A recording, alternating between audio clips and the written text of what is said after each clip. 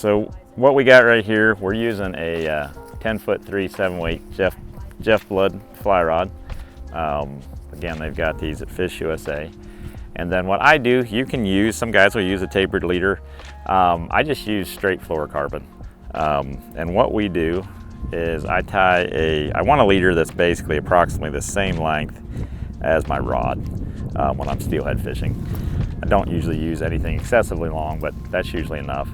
And I just run a straight piece of Seaguar fluorocarbon from my fly line down to a micro swivel. I use these for everything from all my nymph fly fishing to use them on the boat in the summertime.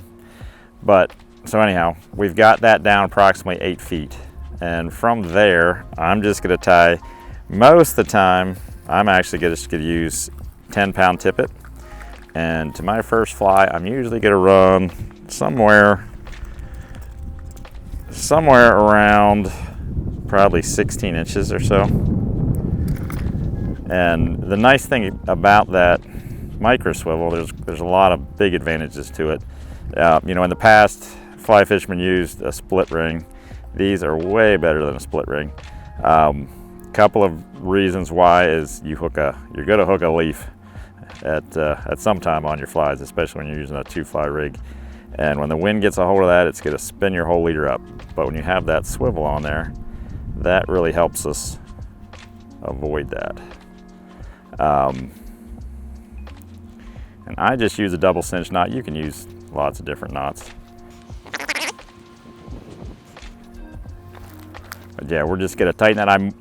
You need to moisturize that knot a little bit. You can use the nippers. This is a FishUSA nippers. That thing is very handy. Just cut that off close to the knot. The other thing I like about having that swivel on there is I can also use my split shots. I'll just put my split shots usually right above the swivel.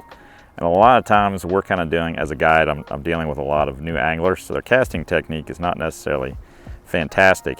And basically that swivel stops those weights from sliding down towards the hook and getting too close. So that helps a lot for that. Then the other thing that I really like about the swivel is whenever this piece of leader here gets too short, maybe I've switched a couple flies and I need to change it out, I can cut that and my main leader is just fine. So I can use that main piece of 15-pound test may last me for an entire steelhead season. So it just saves me a lot of time and effort with that. Now on this first one, I'm gonna rig a bead. And again, beads this is a hard bead. They're very effective. Lots of different colors. There's all kinds of combinations you can go into beads with, but they're just a great product, and steelhead love them. And again, I'm just using you can use trout bead hooks. I tend to like to use a little bit of a smaller size, probably. This is actually a size 14. You can use 12s. You know, some guys will use up to 8s, but I like a smaller hook that's gonna just penetrate well. I'll tie that up.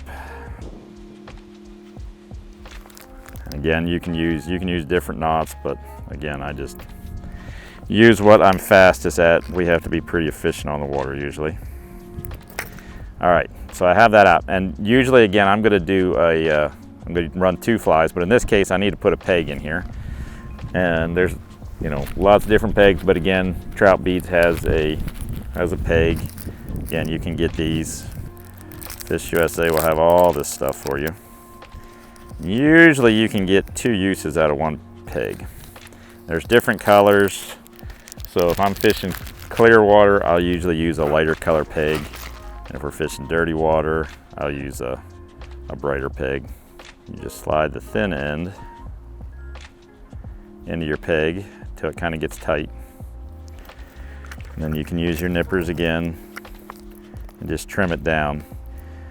I like to leave just a little bit above there, so if I have to pull, I'll pick that piece up later because I'll be able to reuse that piece. I'll just trim the bottom piece. That piece you probably won't be able to use, so we'll just throw that away later. And then we want that bead up approximately 1.5 inches above our hook. And when you are fishing, if you get a snag or if a fish grabs that, a lot of times that's going to slide down. But we're not going to get the same hookup if that's right there. So we got to be careful. Just remember, slide it back. Basically, they're going to hit that bead, then that hook's going to come up. A lot of times it's going to get them right on the outside of the mouth or just right on the inside. And it's actually real nice for catch and release too.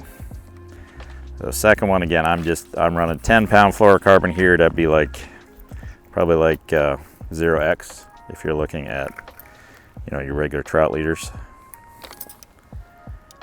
And it depends on what most of the time we run some type of a egg pattern and then a streamer pattern below it.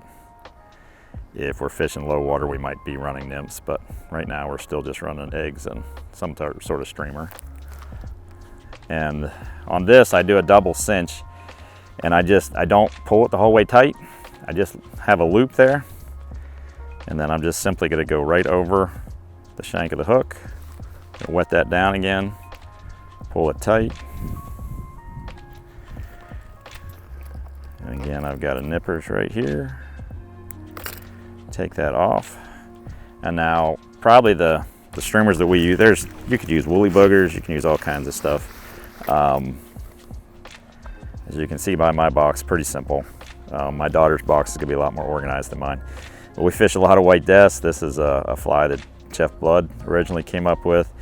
These I just call a creek minnow. It's kind of a variation that I came up with. There's lots of different variations that are like this. This is to look like either an emerald shiner, kind of green and white, or emerald shiners down kind of closer to the lake. When we get farther from the lake, I like these brown and white ones because our minnows up here look more like that. I'm simply gonna tie that guy on. Again, I just keep it simple. I just do the same knot for just about everything. I know there's a lot of guys that will use different knots, and that's fine. It's whatever you're comfortable with, as long as it's a knot that's gonna hold. Again, for steelhead fishing, we don't usually use real light tippets unless we absolutely have to, because they're just such a big fish. And with the fluorocarbons now, you can just get away with a lot heavier line than we used to years ago. And then I'm gonna have my indicator up above here. In this case, it's the Oros indicator. These are great, simple. They kind of came on the market, I think, 2 years ago. Just an easy indicator to use. You just, they just come apart. You just put the line right through the slot and then just screw it right down. And there's 3 different sizes of these. So I'll use this size. This is like I think the medium size. That's probably one I use the most, but if we're fishing high dirty water, I'll get this one out. This is another variation of a styrofoam one we also use, but since the Oros ones came out, they're kind of my go-to now. So again, that's a great product that FishUSA has.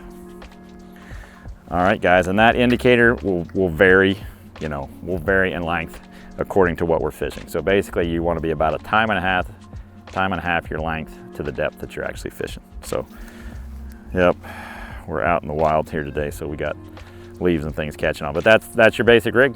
Very simple and very effective.